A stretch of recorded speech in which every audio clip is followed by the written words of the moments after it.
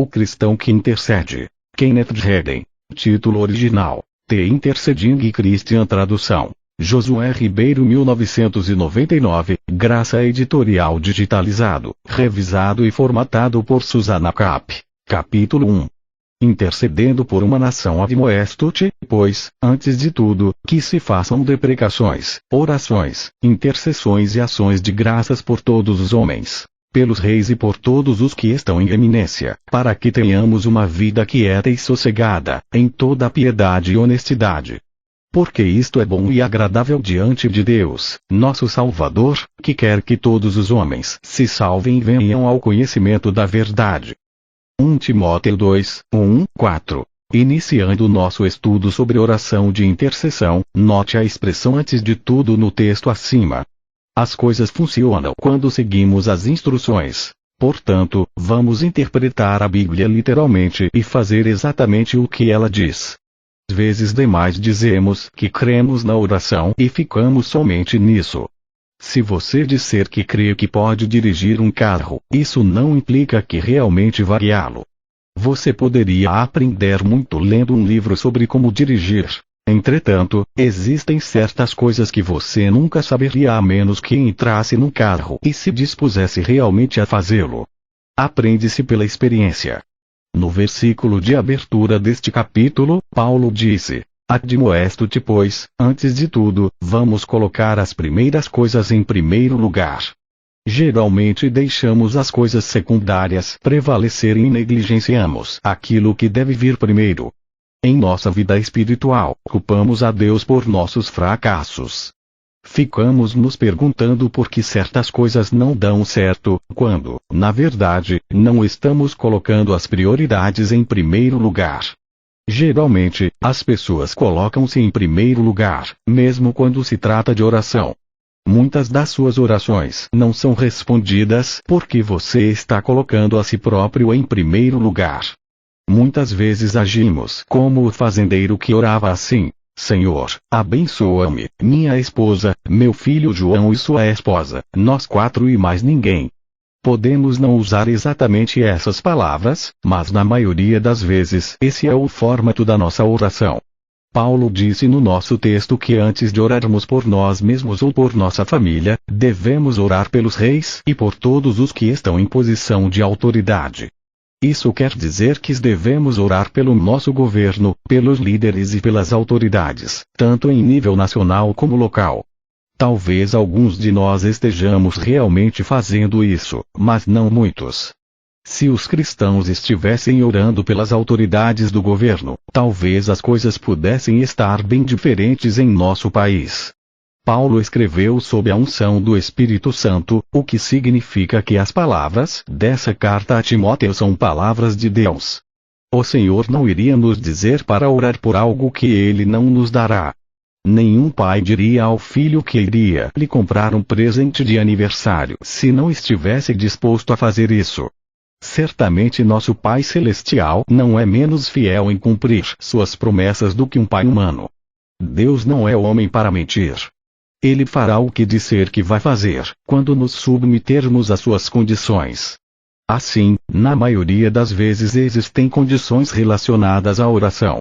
Admoesto-te, pois, antes de tudo, que se façam deprecações, orações, intercessões e ações de graças por todos os homens, pelos reis. Verso 1,2. Na época em que Paulo escreveu isso, muitas nações eram governadas por reis. O equivalente atual nos países modernos é o presidente da República. Depois, Paulo disse: por todos os que estão em eminência. Verso 2. Isso quer dizer todos os nossos líderes, deputados, senadores, governadores, prefeitos, todos que estão em posição de autoridade. Isso inclui até mesmo os policiais. É muito fácil criticar. Ouço pessoas criticando e sei que não estão orando pelos líderes. Quando oramos por outros, não temos tanta disposição para criticar. Como cristãos, entretanto, não devemos colocar os políticos antes de Cristo. Algumas pessoas estão tão envolvidas na política que não se desenvolvem espiritualmente. Uma vez, por exemplo, alguns líderes políticos estavam sendo processados criminalmente. No final, realmente foram considerados culpados e mandados para a prisão. Eu ouvi alguns cristãos dizendo que na próxima eleição iriam votar naqueles mesmos candidatos. Não tinha importância se tinham roubado algum dinheiro público. Os cristãos iam votar neles porque os políticos eram do partido ao qual eles eram filiados e eles achavam que é preciso ser fiel ao seu partido. Não fazia muita diferença para eles quem eram os candidatos. Felizmente, aqueles políticos não foram eleitos. Existem cristãos que, quando oram por um político que não pertence ao partido deles, pedem apenas para que ele seja derrotado. Se o político for eleito, oram para que não tenha sucesso no cargo que for ocupar. Essa é uma oração egoísta, do tipo que não será respondida. O Senhor tem colocado no meu coração que temos de orar especialmente por nosso país, pois muitas coisas podem ser mudadas por meio da oração. Deus não nos manda fazer algo apenas para colocar mais palavras na Bíblia ou para preencher alguma lacuna. Ele tem um propósito em mente. Em nosso texto, podemos aprender sobre o propósito da oração pelas autoridades. Paulo disse que devemos orar pelos líderes, para que nós, que somos cristãos, tenhamos uma vida quieta e sossegada, em toda piedade e honestidade. Verso 2. Deus se preocupa conosco e se moverá, ainda que aqueles que estão no poder possam não ser cristãos. Ele responderá nossa oração e fará coisas em nosso favor para que tenhamos uma vida quieta e sossegada. Note agora o propósito final da nossa oração pela nação, porque isto é bom e agradável diante de Deus nosso Salvador. Verso 3. Se nós, como cristãos, queremos agradar a Deus, o que vamos colocar como pedido número 1 em nossa lista de oração? Eu mesmo. Meus filhos. Meus netos. Minha igreja. Não. Vamos fazer exatamente o que Deus nos mandou fazer. Orar em primeiro lugar por todos aqueles que estão em posição de autoridade. Note o que diz o versículo número 4. Que quer que todos os homens se salvem, e venham ao conhecimento da verdade. O propósito supremo de Deus em nos ordenar que oremos pelas autoridades é que tenhamos liberdade para propagar o Evangelho. Se não tivermos um bom governo, que promova a paz e o sossego, teremos obstáculos para pregar o Evangelho. Em tempos de turbulência política, somos impedidos de pregar sobre Jesus Cristo. Em tempos de guerra, somos impedidos de pregar o Evangelho, devido às restrições na locomoção e a outras dificuldades. Deus quer que o Evangelho seja anunciado. Ele quer a verdade sendo pregada. Quando esteve aqui na terra, Jesus disse: "E este Evangelho do reino será pregado em todo o mundo, em testemunho a todas as gentes, e então virá o fim." Mateus 24:14. O diabo fará tudo para evitar que isso aconteça. Pastores que viajam bastante por outros países pela obra do Evangelho me informaram que, embora outros países estejam fazendo algum trabalho missionário, os Estados Unidos são quase o único país que tem levado o Evangelho para outras nações. Isso nos faz compreender por que o diabo se opõe ao nosso país, pois assim pode interromper esse fluxo de verdade que se espalha por todo o mundo. Podemos ver também por que Deus quer que oremos pelas autoridades, para que todos os homens se salvem e venham ao conhecimento da verdade. Agora que já vimos por que Deus nos disse para orarmos por nossa nação, vamos ver a questão sobre como orar por ela. A Bíblia é suficientemente clara sobre por quem devemos orar quando diz: pelos reis, e por todos os que estão em eminência. Verso 2. Entretanto, vamos falar um pouco sobre o como. Note que Paulo disse: de pregações, orações e intercessões. Verso 1. Neste capítulo, vamos discutir sobre a intercessão. As orações de intercessão e súplica, de pregação, obviamente são em favor de outras pessoas, e é sobre isso que esse texto está falando. Um exemplo de oração de intercessão está em Gênesis 18:10-27, onde vemos a intercessão de Abraão pelas cidades de Sodoma e Gomorra. Gênesis 18 e 20, 27, 20 disse mais o Senhor: porquanto o clamor de Sodoma e Gomorra se tem multiplicado, e porquanto o seu pecado se tem agravado muito. 21 Descerei agora e verei se, com efeito, tem praticado segundo este clamor que é vindo até mim, e, se não, sabê-lo-ei. 22 Então, viraram aqueles varões o rosto dali e foram-se para Sodoma. Mas Abraão ficou ainda em pé diante da face do Senhor. 23 E chegou-se Abraão, dizendo: destruirás também o justo com o ímpio. 24 Se, porventura, houver 50 justos na cidade, destruí-los-ás também, não pouparás o lugar por causa dos 50 justos que estão dentro dela. 25 Longe de ti que faças tal coisa, que mates o justo com o ímpio, que o justo seja como o ímpio, longe de ti seja. Não faria justiça ao juiz de toda a terra. 26 Então, disse o Senhor: se eu em Sodoma achar 50 justos dentro da cidade, pouparei todo o lugar por amor deles. 27 E respondeu Abraão, dizendo: eis que, agora, me atrevi a falar ao Senhor, ainda que sou pó e cinza. Note que Abraão humilhou-se diante do Senhor, referindo-se a si próprio como sendo pó e cinza. É bom quando vamos à presença do Senhor e nos prostramos sobre nossa face diante dele. Em muitos trechos da Bíblia, lemos sobre homens que se prostraram diante do Senhor. A Bíblia diz que devemos nos humilhar, submetendo-nos a Deus. Chegai-vos a Deus, e ele se chegará a vós. Tiago 4, 8. Já ouvi pessoas orando assim: Senhor, faça-nos humildes. Deus, porém, não fará isso. Esta é uma oração que nunca será respondida. Ele não vai fazer você mais humilde.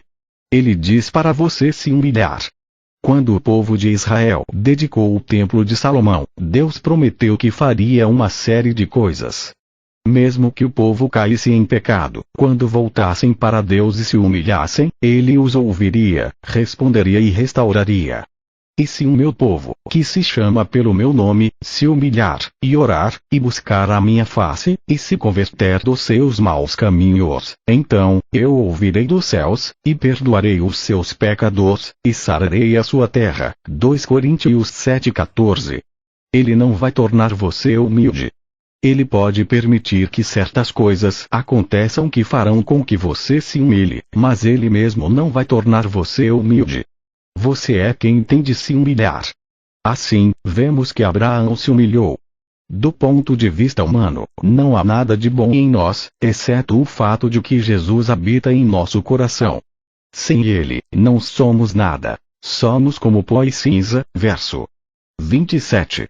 Quando oro, em particular, antes de subir ao púlpito para pregar, digo simplesmente: Senhor, não há em mim qualquer mérito pelo qual tu devas responder-me. Não vou a ti em meu nome, mas descanso em tua misericórdia. Sem ti, não sou nada. Existe um importante princípio, uma pérola de verdade, em Gênesis 18. Gênesis 18 e 28, 32, 28 Se, porventura, faltarem de 50 justos 5, destruirás por aqueles 5 toda a cidade. E disse: não a destruirei, se eu achar ali 45. 29 E continuou ainda a falar-lhe e disse: se, porventura, acharem ali 40. E disse: não o farei, por amor dos 40. 30 Disse mais: ora, não se ira o Senhor, se eu ainda falar. Se, porventura, se acharem ali 30. E disse: não o farei se achar ali 30. 31 E disse: eis que, agora, me atrevi a falar ao Senhor. Se, porventura, se acharem ali 20. E disse: não a destruirei, por amor dos 20. 32 Disse mais: ora, não se ira o Senhor que ainda só esta vez falo. Como eu gostaria que Abraão não tivesse dito que iria falar só mais uma vez. Creio que se dissesse: Senhor, se encontrar de 5, o Senhor teria respondido: muito bem, se eu encontrar 5 justos, não destruirei a cidade. Estou plenamente convicto de que o Senhor teria poupado a cidade até mesmo por um único justo. Abraão, porém, parou nos 10. Se porventura se acharem ali 10. E disse: não a destruirei por amor dos 10. V. 32. Que declaração tremenda! Não destruirei Sodoma por amor dos 10. Imagine Deus dizendo que iria poupar aquele lugar de perversidade.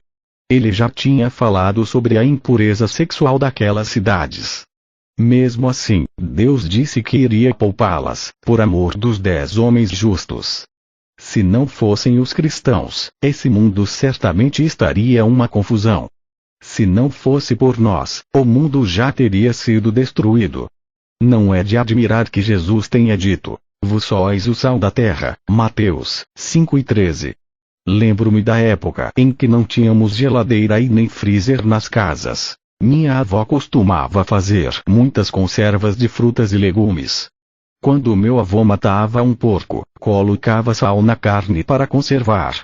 Sem o sal, a carne logo iria estar estragada. Esse mundo já é suficientemente mau, mas se não fosse pelos cristãos, estaria completamente estragado. Vós sois o sal da terra. E, se o sal for insípido, com que se há de salgar? Para nada mais presta, senão para se lançar fora e ser pisado pelos homens. Mateus 5:13. Será que perdemos no só sabor? Podemos mudar as coisas por meio da oração. Podemos reter o julgamento até mesmo sobre os não salvos, dando-lhes uma chance maior para ouvirem o Evangelho. Deus disse a Abraão que se houvesse 10 justos nas cidades de Sodoma e Gomorra, ele pouparia as 2 cidades. Creio que existem mais de 10 justos em nosso país hoje. Creio que há pessoas que assumirão uma posição de oração assim como Abraão intercedeu. Se fizermos assim, poderemos mudar a situação. Não é necessário um número grande de pessoas para fazer isso. Muitas vezes, lemos artigos nos jornais e ouvimos pregações sobre o que o diabo está fazendo. Ouvimos sobre como a situação está terrível. As pessoas não estão lhe dizendo nenhuma novidade. Você já sabia de tudo isso. Se você vai à igreja e ouve esse tipo de pregação, você volta para casa sem ter recebido nenhum alimento. Não me interessa o que o diabo esteja fazendo. Existem alguns princípios de oração na palavra de Deus que se aplicam a nós hoje e por meio dos quais podemos mudar as situações. Algumas pessoas afirmam: a Bíblia diz que no final dos tempos, os homens maus e enganadores irão de mal para pior, enganando e sendo enganados. 2 Timóteo 13:13. É verdade. Entretanto, o povo de Sodoma também estava indo de mal a pior, e mesmo assim Deus disse que por amor a 10 justos não destruiria a cidade, porque um homem de Deus intercederá em favor dela. Outro texto que fala sobre intercessão encontra-se em Ezequiel 22, 30, 31. Ezequiel 22, 30, 31, 30. E busquei dentre eles um homem que estivesse tapando o muro e estivesse na brecha perante mim por esta terra, para que eu não a destruísse. Mas a ninguém achei. 31. Por isso, eu derramei sobre eles a minha indignação. Com o fogo do meu furor os consumi. Fiz que o seu caminho recaísse sobre a sua cabeça, diz o Senhor Jeová. Deus falou essas coisas a respeito de Israel, mas existe uma verdade espiritual que se aplica também a nós. Deus disse: busquei um homem dentre eles, mas a ninguém achei. Verso 30. Não é uma acusação terrível? Deus disse a Abraão que se encontrasse 10 justos em Sodoma, não a destruiria. O texto de Ezequiel fala de todo um país, toda uma nação. Deus disse que se encontrasse um homem justo não destruiria a terra. Um único homem poderia salvar a nação.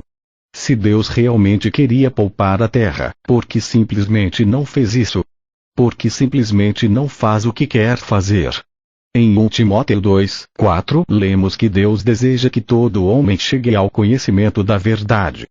Se Ele é todo-poderoso e pode fazer qualquer coisa que queira, por que Ele não vai em frente e salva todas as pessoas? A resposta encontra-se no livro de Gênesis. Depois que Deus criou a terra e toda a sua plenitude, criou o homem. Então, Ele deu a Adão o domínio sobre todas as obras das suas mãos, e Adão tornou-se o governante deste mundo. Adão, porém, cometeu alta traição e vendeu-se a Satanás, o qual então tornou-se o governante, o príncipe deste mundo e passou a dominar a terra. Em 2 Coríntios 4:4, Paulo chama Satanás de Deus deste século, nos quais o Deus deste século cegou os entendimentos dos incrédulos, para que não lhes resplandeça a luz do Evangelho da glória de Cristo, que é a imagem de Deus. Em Lucas, lemos sobre a tentação de Jesus. Lucas 4:5-7 E o diabo, levando-o a um alto monte, mostrou-lhe, num momento de tempo, todos os reinos do mundo. 6 E disse-lhe o diabo: Dar-te-ei a ti todo este poder e a sua glória, porque a mim me foi entregue, e dou a quem quero. 7 Portanto, se tu me adorares, tudo será teu. Jesus saberia se aquela afirmação não fosse verdadeira. Entretanto, ele não discutiu com o diabo sobre a questão. Ele simplesmente respondeu: está escrito: adorarás o Senhor, teu Deus, e só a ele servirás. V. 8. Satanás ofereceu a Jesus toda a glória dos reinos deste mundo. Se ele não fosse capaz de cumprir o que estava oferecendo, então não seria uma tentação verdadeira. Se a tentação não tivesse sido genuína, então a Bíblia estaria mentindo quando disse que Jesus foi tentado pelo diabo. Entretanto, a glória deste mundo pertencia mesmo a Satanás, tendo-lhe sido dada quando Adão pecou. Portanto, quem é o responsável pelas guerras, crimes e violência neste mundo? O diabo. Essas coisas não vêm de Deus. Toda boa dádiva e todo dom perfeito vem do alto, descendo do Pai das luzes, em quem não há mudança, nem sombra de variação, e Deus só pode intervir quando os cristãos buscam sua face e lhe pedem para agir. Nada tendes, porque não pedis. Tiago 4:2. A autoridade de Satanás sobre a terra só pode ser sobrepujada quando os cristãos oram e intercedem em favor da nossa terra e da nossa nação. Deus hoje está buscando alguém que estivesse tapando o muro e estivesse na brecha perante mim por esta terra, para que eu não a destruísse. Ezequiel 22:30. Capítulo 2. Lidando com as fortalezas. No livro de Daniel, lemos uma passagem concernente à intercessão, que será um tremendo desafio para nossa vida de oração, se entendermos plenamente seu sentido. Daniel 10:23. Naqueles dias, eu, Daniel, estive triste por 3 semanas completas. 3 Manjar desejável não comi, nem carne nem vinho entraram na minha boca, nem me ungi com unguento, até que se cumpriram as 3 semanas. Esse texto deixa claro que existem diferentes formas de jejum. Jejuar não significa sempre a total abstenção de alimentos. Daniel disse: manjar desejável não comi. Daniel 10:10, 13:10. E eis que uma mão me tocou e fez que me movesse sobre os meus joelhos e sobre as palmas das minhas mãos. 11 E me disse: Daniel, homem muito desejado, está atento às palavras que te vou dizer e levanta-te sobre os teus pés, porque eis que te sou enviado. E, falando ele comigo esta palavra, eu estava tremendo. 12 Então, me disse: não temas, Daniel, porque, desde o primeiro dia, em que aplicaste o teu coração a compreender e a humilhar-te perante o teu Deus, são ouvidas as tuas palavras. E eu vim por causa das tuas palavras. 13 Mas o príncipe do reino da Pérsia se pôs defronte de mim 21 dias, e eis que Miguel, um dos primeiros príncipes, veio para ajudar-me, e eu fiquei ali com os reis da Pérsia. Note, em primeiro lugar, que o anjo não foi enviado do céu até que Daniel orasse. Deus mandou a resposta no primeiro dia. Entretanto, ela demorou 21 dias para chegar. Às vezes, quando oramos, a resposta não chega imediatamente. Isso não quer dizer que Deus não ouviu ou que não enviou a resposta. Ele respondeu, mas a resposta não chegou até nós. O versículo 13 explica que o príncipe da Pérsia opôs-se ao anjo. A Bíblia não se está referindo que a um ser humano. Um anjo não é um ser físico, é um ser espiritual. Em outras palavras, havia na terra um reino físico, um príncipe persa por cabeça. Entretanto, bem acima desse lugar, nas regiões celestiais, havia um reino espiritual. Nesse reino, havia um príncipe que realmente governava o reino da Pérsia. Ele não desejava que o anjo chegasse a Daniel com a resposta. A mensagem que o anjo trouxe a respeito de Israel era que o reino medo-persa seria dissolvido, o império grego viria e finalmente surgiria o império romano, que governaria Jerusalém. Quando o príncipe da Pérsia opôs-se ao anjo, Deus enviou outro anjo, e, finalmente, depois de 21 dias, o primeiro chegou a Daniel com a mensagem. Note o que o anjo disse quando apartou-se de Daniel: eu tornarei a pelejar contra o príncipe dos persas. E, saindo eu, eis que virá o príncipe da Grécia. Daniel 10:20. O texto de Efésios 6:12 diz: porque não temos que lutar contra carne e sangue, mas, sim, contra os principados, contra as potestades, contra os príncipes das trevas deste século, contra as hostes espirituais da maldade, nos lugares celestiais. A Bíblia fala sobre 3 céus. O céu dos céus, onde está o trono de Deus, o céu das alturas, onde estão os planetas e as estrelas, e o céu atmosférico, logo acima de nós. O céu atmosférico é aquele ao qual o texto se refere. Nesse mundo invisível, Satanás tem autoridade. Ele governa. Isso deve ser óbvio para todos. Algum tempo atrás, fiquei atônito ao ler um artigo escrito por um certo colunista. Ele não afirmava ser cristão. Entretanto, também não afirmava ser ateu. Ele dizia: pode ser que você me chame de agnóstico. Um agnóstico diz: se existe um Deus, eu não o conheço. Eu não me classificaria realmente como agnóstico, porque creio que exista um Deus. Entretanto, não posso aceitar o que muitas pessoas, até mesmo cristãs, falam sobre Deus. Tenho ouvido pregadores afirmarem que Deus tem o controle de todas as coisas. Entretanto, se isso é verdade, ele realmente tem feito uma grande confusão.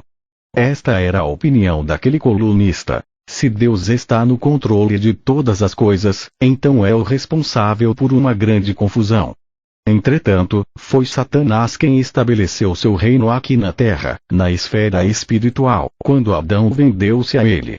Ele estabeleceu os principados, as potestades e os príncipes das trevas com os quais agora temos de lidar. É aqui que temos de lutar quando intercedemos. Não é contra Deus que temos de lutar. Ele não está retendo nada de nós. A Bíblia diz que não temos que lutar contra carne e sangue.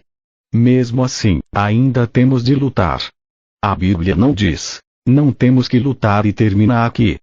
Não temos que lutar contra carne e sangue, mas sim contra os principados, contra as potestades, contra os príncipes das trevas deste século. Efésios 6:12. Como cristãos, temos de simplesmente ficar firmes em nossa posição, saber o que nos pertence e permanecer inabaláveis. Aqueles que esperam flutuar pela vida cristã em camas floridas de facilidades estão equivocados. Fico surpreso com os cristãos que dizem: porque isso aconteceu comigo. Algumas pessoas agem como se fossem as únicas com as quais certas coisas acontecem. O diabo, porém, jogará todas as pedras que puder no caminho dos cristãos. Em vez de gastar seu tempo tentando descobrir por que algo aconteceu com você, levante-se, encare o inimigo e diga: eu creio em Deus e creio que as coisas vão acontecer exatamente como a palavra disse que aconteceria. Você não vai me dominar. Por essa razão, Paulo disse à igreja de Éfeso: não deis lugar ao diabo. Efésios 4:27. Ele vai conquistar um lugar em sua vida se você permitir, mas você pode exercer autoridade sobre ele. Em Ezequiel vemos mais sobre esse reino duplo, o reino natural sobre a terra e o reino espiritual. Ezequiel 28, 1, 2, 1. E veio a mim a palavra do Senhor, dizendo: 2 Filho do homem, dize ao príncipe de Tiro: assim diz o Senhor Jeová, visto como se eleva o teu coração, e dizes: eu sou Deus e sobre a cadeira de Deus me assento no meio dos mares, sendo tu homem não Deus, e estimas o teu coração como se fora o coração de Deus. O príncipe de Tiro referido nesse texto é um homem, pois o Senhor disse: sendo tu homem.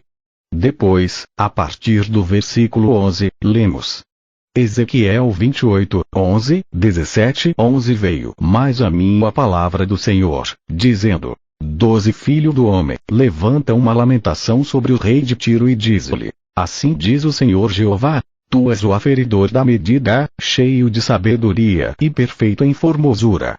13 Estavas no Éden, jardim de Deus. Toda pedra preciosa era tua cobertura. A sardônia, o topázio, o diamante, a turquesa, o ônix, o jaspe, a safira, o carbúnculo, a esmeralda e o ouro. A obra dos teus tambores e dos teus pífaros estava em ti. No dia em que foste criado, foram preparados. 14 Tu eras querubim ungido para proteger, e te estabeleci. No monte santo de Deus estavas, no meio das pedras afogueadas andavas.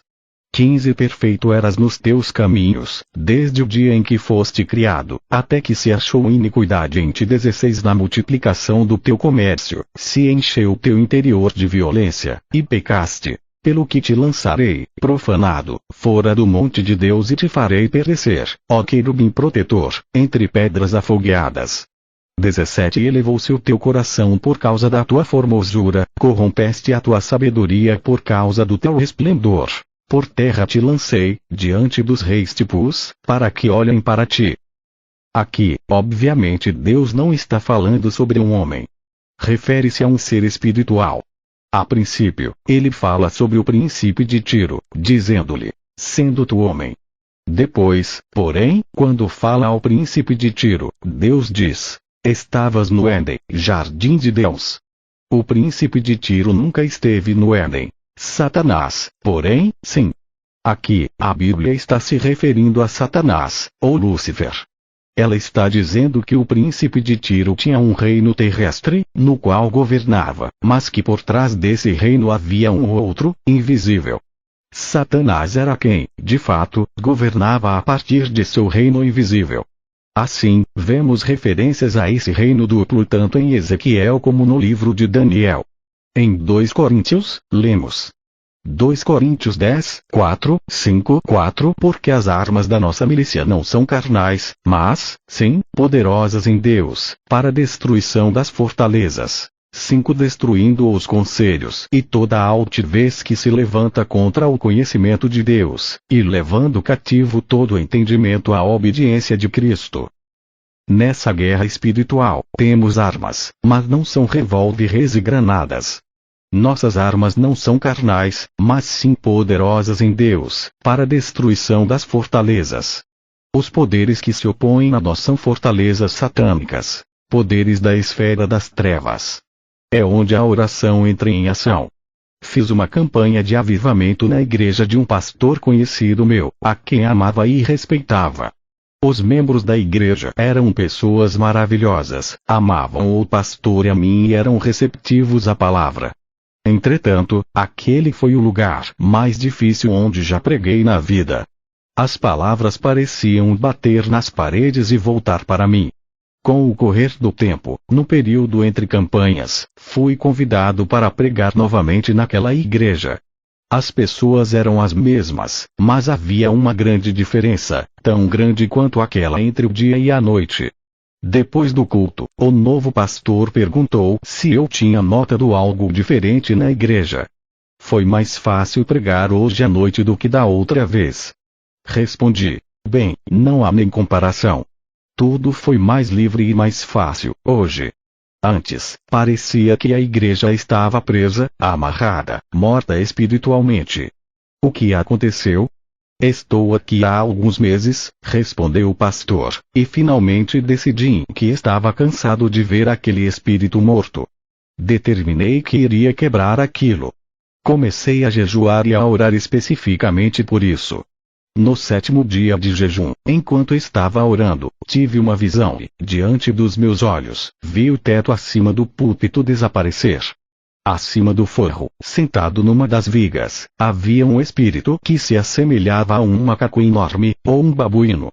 Deus estava me mostrando que havia um poder espiritual, logo acima do natural, que estava mantendo as coisas amarradas. Falei com o espírito e ordenei que ele descesse. Ele não disse nenhuma palavra, mas eu podia perceber que ele não queria obedecer. Relutante, ele finalmente desceu. Então eu lhe disse: você não só vai descer daí de cima, como vai sair daqui. E apontei para o corredor da igreja. Ele foi em direção à porta, e eu o segui. Deu mais alguns passos e se virou, me olhando com aquela expressão de cachorro. Vou ter mesmo de ir. Não posso ficar. Quando ele parava, eu dizia, não pare, saia daqui, e o segui até a porta da frente da igreja. Ali, ele parou novamente.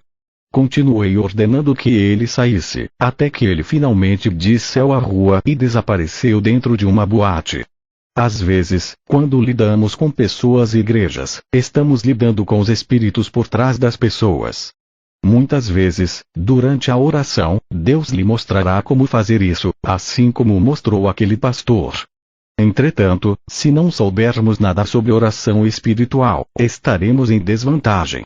Muitas vezes, culpamos as pessoas por coisas que devem ser atribuídas ao poder por trás de toda a situação. Tentamos resolver as coisas com a pessoa. Às vezes, o pregador se levanta e só falta dar com a cabeça das pessoas na parede, quando deveria tratar com o poder que está por trás da situação. Quem vai enfrentar essas forças malignas? Deus. Não.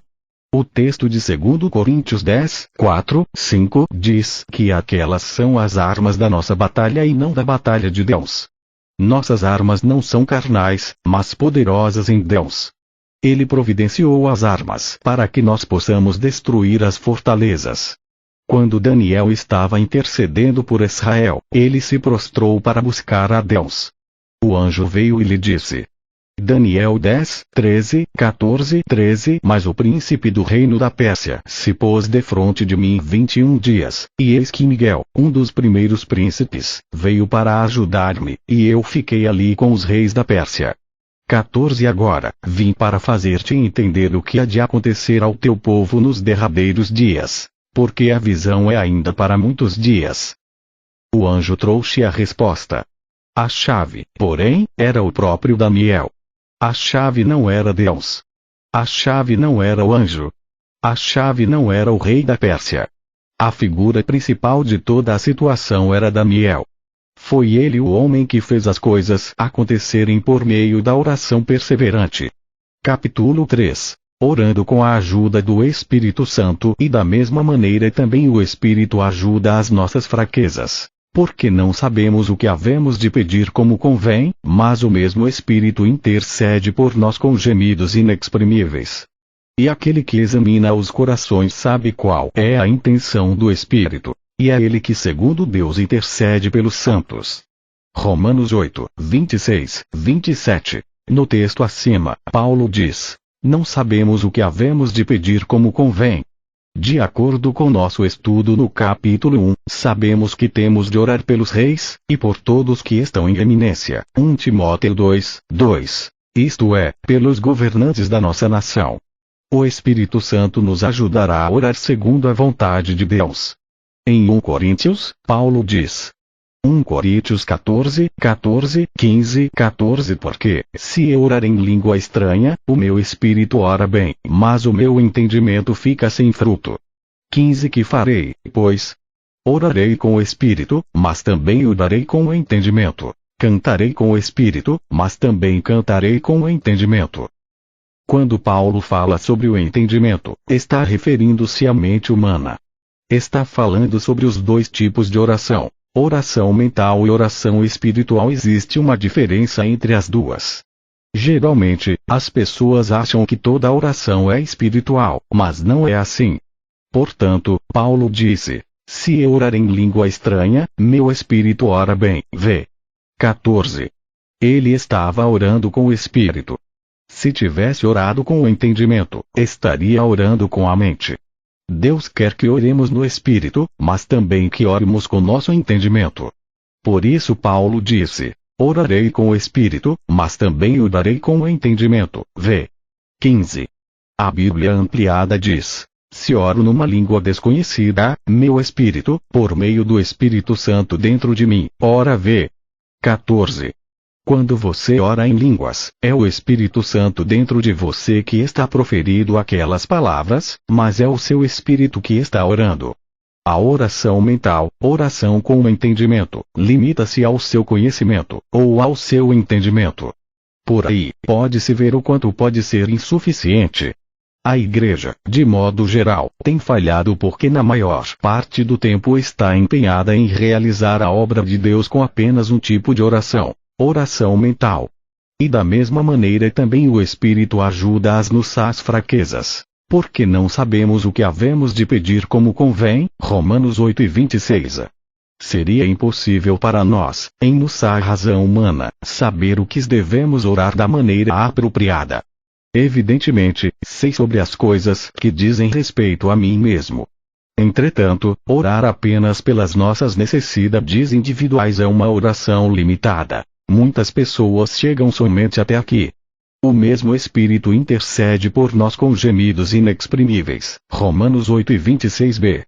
De acordo com P.C. Nelson, a versão original desse versículo no grego indica gemidos que não podem ser expressos por meio de palavras articuladas. Nossa maneira comum de comunicação usa palavras articuladas. Esse versículo está referindo-se a orar em línguas, pois Paulo fala a mesma coisa aos romanos e aos coríntios. Em outras palavras, aqueles gemidos que brotam do nosso interior quando estamos orando são do nosso espírito. Não podem ser expressos por meio da linguagem regular. Isso não é algo que o Espírito Santo possa fazer independentemente de você. É algo que ele ajuda você a fazer. O Espírito Santo não foi enviado à Terra para fazer qualquer coisa por si mesmo separado da Igreja. Ele foi enviado para nos dar o poder para fazermos a obra de Deus. Jesus disse em João 14:16: E eu rogarei ao Pai, e ele vos dará outro Consolador, para que fique convosco para sempre. Em muitas traduções, esse versículo diz outro auxiliar, em vez de Consolador. O auxiliar, em qualquer trabalho, não é o responsável pela tarefa. Ele está lá para ajudar aquele que tem a obrigação de realizar o trabalho. O Espírito Santo não vai orar em seu lugar. Esses gemidos, dos quais a Bíblia fala, não são os gemidos do Espírito Santo, mas sim os gemidos que não podem ser expressos por meio de palavras. São gemidos que procedem do mais íntimo do seu próprio ser e saem através de seus lábios em forma de oração. É o Espírito Santo ajudando você a orar. Isso concorda exatamente com o que Paulo diz. Porque se orar em língua estranha, o meu espírito pelo Espírito Santo dentro de mim ora bem. 1 Coríntios 14:14. Os gemidos na oração e o falar em línguas, isso é o Espírito Santo nos ajudando a orar. Uma das armas mais poderosas da oração é o falar em línguas. Quanto a isso, note outra coisa com relação à batalha espiritual e à oração. As duas coisas estão ligadas. Escrevendo a todas as igrejas da Galácia, Paulo disse: Meus filhinhos, por quem de novo sinto as dores de parto, até que Cristo seja formado em vós. Galatas 4:19. Paulo já tinha batalhado pelo nascimento deles, mas continuava orando no Espírito pelo crescimento espiritual dos seus filhos. Eles tinham nascido de novo. Estavam cheios do Espírito Santo. Entretanto, Cristo ainda não tinha sido formado neles como deveria. Não tinham ainda crescido na graça. Ao invés de seguirem adiante em Cristo, os Gálatas tinham preferido regredir e se colocar sob a lei. Em Isaías 66:8-9, lemos. Isaías 66:8-9-8 Quem jamais ouviu tal coisa? Quem viu coisas semelhantes? Poder-se-ia fazer nascer uma terra num só dia. Nasceria uma nação de uma só vez. Mas Sião esteve de parto e já deu à luz seus filhos. 9 Abriria eu a madre e não geraria, diz o Senhor. Geraria eu e fecharia a madre, diz o teu Deus. Muitos acham que esse texto refere-se apenas ao renascimento e à reconstrução de Israel como nação, conforme vimos. Isaías, porém, está profetizando sobre algo diferente, conforme veremos no próximo texto.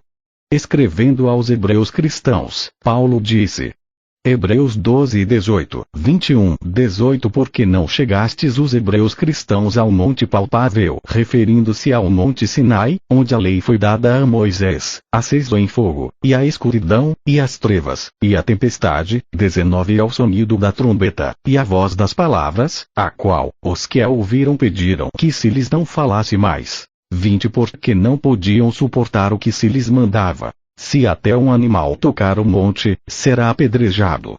21 E tão terrível era a visão, que Moisés disse: estou todo assombrado e tremendo. Esse texto refere-se ao monte Sinai, onde a lei foi dada. Diz respeito a Israel. Mesmo assim, Paulo diz aos hebreus cristãos, que tinham acabado de nascer de novo: mas chegastes ao monte Sião, verso 22. Paulo estava dizendo: vocês não estão no monte Sinai. Devem ir ao monte Sião. Paulo diz com relação ao monte Sião. Hebreus 12:22, 24, 22 Mas chegastes ao monte Sião, e à cidade do Deus vivo, a Jerusalém celestial, e aos muitos milhares de anjos, 23 A universal assembleia e igreja dos primogênitos, que estão inscritos nos céus, e a Deus, o juiz de todos, e aos espíritos dos justos aperfeiçoados. 24 É a Jesus, o mediador de uma nova aliança, e ao sangue da aspersão, que fala melhor do que o de Abel. Portanto, vemos que quando Isaías estava profetizando sobre o monte Sião, estava falando sobre todo aquele que crê em Jesus Cristo. Com esse pensamento em mente, vamos ver novamente o texto de Isaías, pois agora terá um novo significado. Isaías 66, 8, 9, 8 Mas Sião esteve de parto e já deu à luz seus filhos. 9 Abriria eu a madre e não geraria, diz o Senhor. Geraria eu e fecharia a madre, diz o teu Deus. Paulo, escrevendo às igrejas da Galácia, disse: meus filhinhos, por quem de novo sinto as dores de parto, GL 4:19. Isso quer dizer que tinha sofrido dores por eles no momento em que nasceram de novo. Agora lutava para que Cristo fosse formado neles. À luz desses textos das Escrituras que temos estudado, os versículos abaixo tomam um novo sentido. Romanos 8, 26, 27, 26 E da mesma maneira também o Espírito ajuda as nossas fraquezas. Porque não sabemos o que havemos de pedir como convém, mas o mesmo Espírito intercede por nós com gemidos inexprimíveis. 27 E aquele que examina os corações sabe qual é a intenção do Espírito. E é ele que segundo Deus intercede pelos santos. Quando uma mulher está para dar à luz, ilustração que Paulo e Isaías utilizam, ela luta e sente as dores do parto. Ela geme. A razão por que tão poucas pessoas estão sendo salvas e por que tantas conversões não levam a lugar algum é que Deus não deseja conversões. Ele quer nascimentos. Assim que Sião entrou em trabalho de parto, deu à luz seus filhos. Sem as dores do parto, não há nascimento de filhos. Será que sabemos algo sobre gemidos e dores de parto? Algumas pessoas sabem muito pouco sobre isso. Muitas, porém, não sabem nada. Em algumas igrejas, se os crentes começassem a gemer e a clamar diante do altar, iriam incomodar muitas pessoas, que diriam: parem. Não queremos nada disso por aqui. Assim, não teriam nenhum nascimento, também. Algumas das coisas mais tremendas que já aconteceram no meu ministério vieram quando orei dessa maneira, com intercessão espiritual. Isso funciona hoje da mesma maneira que funcionava no passado. A palavra de Deus não muda. Quando lutarmos e sentirmos as dores de parto em oração, certamente geraremos filhos em Cristo. Também podemos interceder pelos santos dessa maneira em região autônoma. Lembre-se que Paulo disse aos Gálatas: meus filhinhos, por quem de novo sinto as dores de parto, até que Cristo seja formado em vós, Galatas 4:19.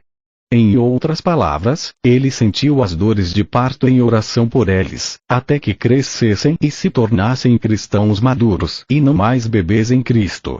Numa reunião que eu estava realizando em Dallas, no Texas, uma moça veio à frente e entregou o seu coração ao Senhor. Ela teve uma experiência gloriosa, mas em pouco tempo afastou-se da igreja e, mais tarde, soube que se tinha desviado. Quando ouvi isso, algo dentro de mim parecia dizer-me: aquela igreja é a responsável. Na época não entendi como a igreja poderia ser responsável pelo que aconteceu com a jovem. Entretanto, quando esses textos tornaram-se reais para mim, pude ver como a igreja era responsável por sentir as dores de parto novamente até que Cristo fosse formado. Verso 19, nos novos convertidos. Enquanto Cristo não é formado na vida de um novo convertido, naturalmente ele voltará a fazer coisas erradas, apesar de ter sido salvo e cheio do Espírito Santo. A Bíblia ensina que existe uma similaridade entre o crescimento físico e o espiritual. Ninguém nasce já como um adulto totalmente formado. Nascemos bebês e vamos nos desenvolvendo. Da mesma maneira, ninguém nasce cristão maduro. Nascemos como bebês e vamos crescendo. Como pastores e mestres da palavra, somos responsáveis pelo ensino dos novos cristãos. Pedro disse: desejai afetuosamente, como meninos novamente nascidos, o leite racional, não falsificado, para que, por ele, vades crescendo. 1 Pedro 2:2. Por outro lado, a palavra de Deus ensina que devemos orar pelos bebês cristãos. Paulo ensinava aos Gálatas e também orava por eles. Sua carta estava cheia de ensinamentos e instruções. Entretanto, ele disse que era preciso haver também oração, dores de parto, por eles. Quando fazia reuniões de avivamento numa pequena igreja em Oklahoma, em 1950, uma noite eu disse aos irmãos que Deus tinha colocado algo no meu coração para dizer a eles. Disse-lhes que se, como cristãos, estivessem dispostos a sofrer as dores de parto na intercessão, iriam conquistar aquela cidade para Cristo. Naquela época, o número de participantes na escola dominical era de 135 pessoas. Alguns homens e mulheres daquela congregação assumiram um propósito no coração e começaram a interceder, gemendo e orando pela cidade, à medida que eram movidos pelo Espírito Santo. Menos de 2 anos depois, voltei àquela igreja e vi uma mudança dramática. Antigamente, os membros se reuniam numa velha construção. Agora, porém, tinham um único edifício de tijolos da cidade, localizado bem no centro, bem em frente ao banco da cidade. Tinham um prédio anexo de 2 andares para as classes da escola dominical e um auditório com capacidade para 500, 600 pessoas sentadas confortavelmente, e a frequência na escola dominical era cerca de 400 pessoas. A igreja deles era a maior da cidade, e tudo isso foi conquistado por meio da oração. Às vezes você pode realizar muitas coisas por meio das programações da igreja, mas isso não quer dizer necessariamente que as pessoas estejam sendo levadas ao novo nascimento. Podemos ter toda sorte de programações para atrair pessoas à igreja, mas isso não quer dizer que elas serão salvas. Podemos fazer com que as pessoas comecem a frequentar a igreja, mas isso não significa que nasceram de novo. Sei por experiência própria que quando sinto um peso para orar por uma pessoa perdida, sinto o mesmo que ela sente. Estou tomando o lugar dela. Parece que posso sentir aquele mesmo peso de pecado em minha própria consciência. Algumas pessoas já me disseram: sei que sou salvo, sou cheio do Espírito Santo e tenho andado na luz que tenho. Mas quando é feito o apelo no culto, sinto um peso no coração, como se não fosse salvo. Não consigo entender isso. Essas pessoas nunca foram ensinadas sobre o que estamos ensinando aqui. Digo a elas para que fiquem sentadas e quietas durante o apelo, quando sentem aquele peso no coração, e intercedam pelos perdidos. Deus quer que orem pelos não crentes. Muitas pessoas têm sido como crianças espirituais diante dessas verdades e por isso o diabo as faz pensar, na mente natural, que talvez não sejam salvas. Não conseguem entender por que têm sentimentos tão avassaladores. Precisamos de mais desse tipo de oração e quando tivermos, teremos também mais pessoas salvas. Pois quando Sião teve as dores de parto, deu à luz seus filhos. Portanto, não recue quando o Espírito Santo se manifesta em você com gemidos. Responda. Com esse tipo de oração, não precisaremos de todos aqueles métodos bem elaborados que algumas igrejas utilizam para atrair pessoas.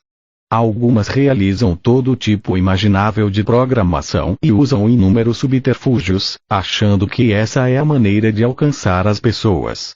Usam todo tipo de arma, exceto as armas espirituais. Charles G. Finney permanece como um dos maiores expoentes da evangelização desde os dias do apóstolo Paulo. Todos os teólogos e historiadores da igreja concordam que Finney teve maior sucesso pessoal como pregador do que qualquer outro desde os dias de Paulo. Além disso, nos avivamentos realizados por Finney, 80% dos convertidos continuavam firmes. Desde os dias de Paulo, isso não aconteceu em nenhum outro avivamento. Moody foi usado poderosamente por Deus. Mesmo assim, os historiadores concordam que não mais do que 50% dos seus convertidos permaneciam firmes na fé cristã. Desde a virada do século, temos visto um grande avivamento no movimento pentecostal. Apesar disso, os líderes pentecostais, tanto do presente como do passado, reconhecem que menos de 50% dos convertidos permanecem fiéis a Deus. Ninguém conseguiu o mesmo sucesso que Charles Finney. Apesar disso, ele nunca utilizou nenhum tipo de macete. Nunca se valeu de sensacionalismo. Dependia unicamente da oração. Em sua autobiografia, lemos que quando Finney ia a uma cidade para reuniões de avivamento, quase toda a cidade se voltava para Deus. Depois de tal avivamento, em que praticamente toda a população se convertia, o único teatro da cidade tinha de fechar as portas, porque ninguém mais ia aos espetáculos. Todas as lojas de bebida tinham de fechar depois dos avivamentos. Qual era o segredo do sucesso de Finney? Ele mesmo conta: não há mais segredo ou mistério em ter um avivamento do que existe de misterioso em um fazendeiro fazer uma colheita. Se o agricultor preparou o solo, plantou a semente e confiou em Deus para a chuva, então, no tempo apropriado, haverá uma colheita. Finney tinha um homem mais velho trabalhando com ele, que já estava quase aposentado do ministério. As pessoas o chamavam de Pai Nash. Ele ia na frente de Finney, com 3 semanas de antecedência, para a cidade onde planejavam fazer reuniões de avivamento e tentava reunir 2 ou 3 pessoas para entrarem numa aliança de oração junto com ele. Alguém perguntou a Finney que tipo de homem era Pai Nash. Nós nunca o vemos, diziam. Ele nunca entra nas reuniões. Finney replicou: como todas as pessoas que costumam orar muito, Pai Nash é uma pessoa muito quieta. Mostre-me uma pessoa que sempre está falando e eu lhe mostro um cristão que não tem o costume de orar muito. Em uma ocasião, quando cheguei a uma cidade para iniciar um avivamento, disse Finney, uma senhora que tinha uma pensão me procurou. Ela disse: irmão Finney, você conhece o Pai Nash? Ele e 2 outros homens estão na minha pensão há 3 dias, mas não comeram nenhum alimento. Abri a porta do quarto onde estão e dei uma olhada, pois podia ouvi-los gemendo, e vi os 3 prostrados com o rosto no chão. Estavam ali por 3 dias, prostrados no chão e gemendo. Pensei que alguma coisa ruim tinha acontecido com eles. Fiquei com medo de chamá-los e não sabia o que fazer. Você poderia ir lá ver o que eles têm. Não, não será necessário, repliquei, eles estão apenas tendo as dores de parto na oração. O próprio Finney também orava muito. Levantando-se diariamente às 4 horas da manhã, ele saía e orava até às 8 horas. Quando olhamos novamente para o texto de Romanos 8, 26, 27, de forma mais detalhada, vemos como esse texto também se relaciona às dores de parto na oração em favor de outras pessoas. Algumas se salvarão porque ouvem a verdade e respondem afirmativamente a ela. Entretanto, existem aquelas pessoas que nunca se salvarão se alguém não interceder por elas. Somente a oração de intercessão quebrará o poder do diabo sobre elas, libertando-as. Existem pessoas que recebem a cura simplesmente crendo no que a palavra de Deus diz sobre a questão e apropriando-se da cura. Foi isso que eu mesmo fiz, quando me levantei do que os médicos disseram que era o meu leito de morte. Alguns serão curados pela imposição das mãos e pela unção com óleo. Outros, porém, como pessoas não convertidas e novos convertidos, que ainda não conhecem seus direitos em Cristo, nunca serão curados por nenhum desses métodos. Alguém terá de orar por eles. Oração e dores de parto em favor de outros funciona. Estas outras coisas, como imposição de mãos, exigem a cooperação direta do indivíduo. Entretanto, a oração vitoriosa prevalece sobre os poderes do diabo, para a destruição das fortalezas. 2 Coríntios 10, 4. Um pastor presbiteriano me contou sobre um membro de sua igreja, uma jovem mãe com 3 filhos, que tinha feito uma cirurgia no coração. Durante a cirurgia, obviamente foi preciso parar as batidas do coração. Entretanto, depois que o coração voltou a bater, a mulher morreu. Os médicos tentaram fazer com que o coração continuasse funcionando, mas disse Han que não havia nenhuma chance de que a jovem senhora sobrevivesse. Mesmo que ela voltasse à vida, seria melhor que morresse, pois o cérebro tinha ficado muito tempo sem oxigênio. Se ela sobrevivesse, provavelmente não reconheceria mais ninguém. Era inevitável que tivesse sequelas no cérebro. Durante aquela noite, o pastor foi acordado com o som de alguém gemendo. Notou que sua esposa não estava deitada, de modo que pensou que ela estivesse passando mal. O pastor levantou-se para vê-la e encontrou-a prostrada no chão da sala, gemendo e orando em línguas. Como eram inexperientes nas coisas do Espírito Santo, o pastor não compreendeu o que estava acontecendo e nem sua esposa. Ele perguntou: "Querida, o que está havendo?" "Eu não entendo," ela respondeu, "mas sinto no meu espírito um peso para orar pela garota que fez a cirurgia no coração. Não posso deixar que ela morra." "Talvez não devamos orar para que ela viva," disse o pastor. "Se ela sobreviver, terá problemas mentais e será algo terrível para aquelas 3 crianças."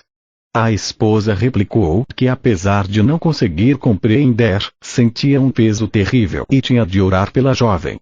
Ela gastou 3 noites em oração, gemendo e orando em línguas.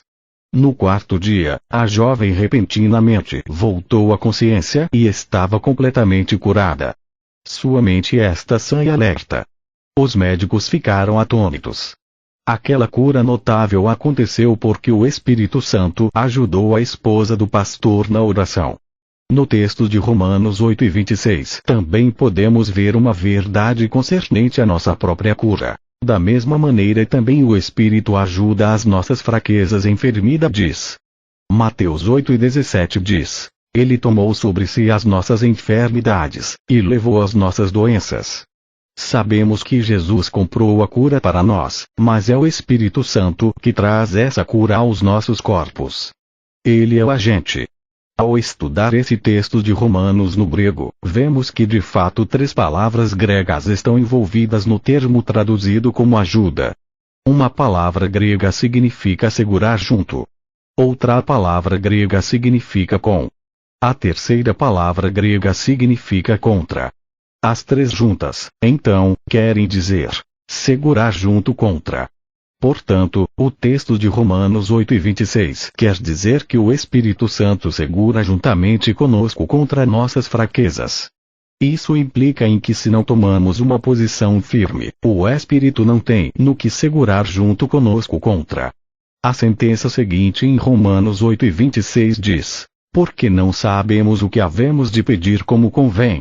Isso implica em que ficamos firmes junto com o Espírito contra nossas fraquezas, orando no Espírito.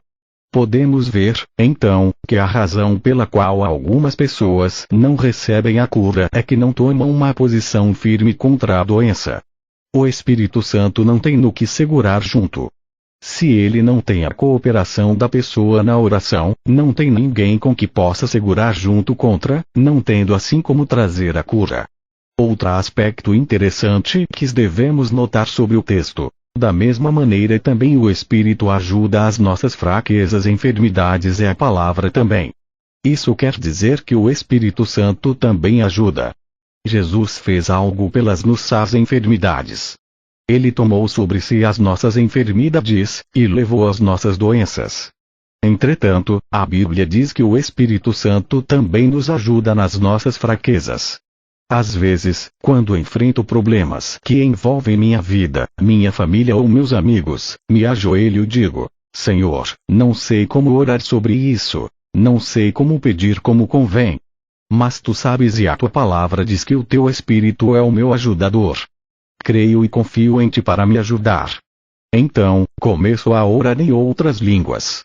Às vezes, começo a orar interiormente sem qualquer unção especial. Como Smith Wigglesworth disse, começo na carne e depois sou carregado pelo vento do Espírito. Algumas pessoas estão esperando que o Espírito Santo as leve a fazer algo. Ficam esperando que algo sobrenatural ocorra região autônoma. Entretanto, não precisamos esperar por algum sentimento especial. Podemos apenas saber que o ajudador está lá e podemos pedir que nos ajude. Então, na medida em que cremos que Ele está nos ajudando, Ele segura juntamente conosco contra aquele problema. Fim.